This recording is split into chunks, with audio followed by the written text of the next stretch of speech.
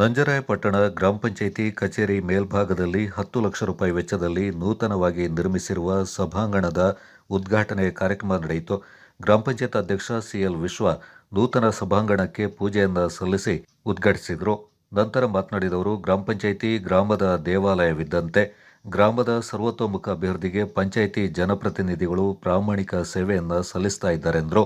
ಈ ಸಂದರ್ಭ ಗ್ರಾಮ ಪಂಚಾಯತ್ ಉಪಾಧ್ಯಕ್ಷೆ ಕುಸುಮ, ಸದಸ್ಯರಾದ ಆರ್.ಕೆ. ಚಂದ್ರ, ರಕ್ಷಿತ್ ಮಾವಾಜಿ, ಸಮೀರ ಗಿರಿಜಂಬ, ಪಿಡಿಒ ರಾಜಶೇಖರ್, ಕಾರ್ಯದರ್ಶಿ ಶೇಷಗಿರಿ ಪಾಲ್ಗೊಂಡಿದ್ದರು.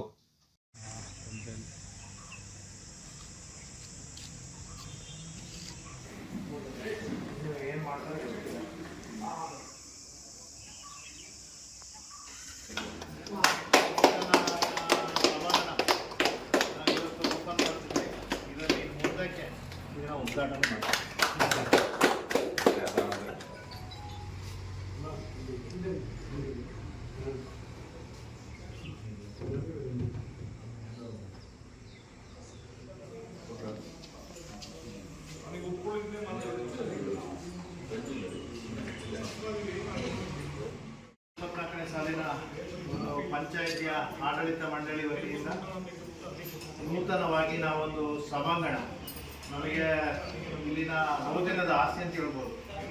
ನಾವು ಜನಪ್ರತಿನಿಧಿಯಾಗಿ 8 ಜನ ಆಯ್ಕೆಯಾದ ಬಂದ ನಂತರ ನಮಗೆ ಇನ್ನೊಂದು ಸಮಸ್ಯೆ ಕಾಣ್ತು. ಏನಂತ ಹೇಳಿದರೆ, ಕೆಳಗಿನ ಸಭಾಂಗಣಕ್ಕೆ ನಾವು ಡೋರ್ನ ಕ್ಲೋಸ್ ಮಾಡಿ ನಾವು ಮೀಟಿಂಗ್ ಮಾಡುವಂಥ ಪರಿಸ್ಥಿತಿ ಉದ್ಭವ ಇತ್ತು ಮೊದಲು.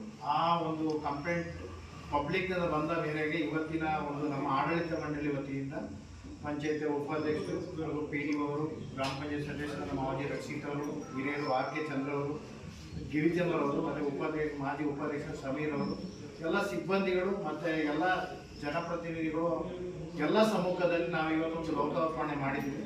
ಇನ್ನು ಮುಂದಕ್ಕೆ ಇಲ್ಲಿನ ನಮ್ಮ ಅವಧಿ ಅಂದರೆ ಇನ್ನು ಬರುವಂಥ ಎಲ್ರಿಗೊಂದು ಉಪಯೋಗ, ಗ್ರಾಮದ ಒಂದು ದೇವಸ್ಥಾನ ಅಂತ ಹೇಳ್ಬೋದಿಲ್ಲ.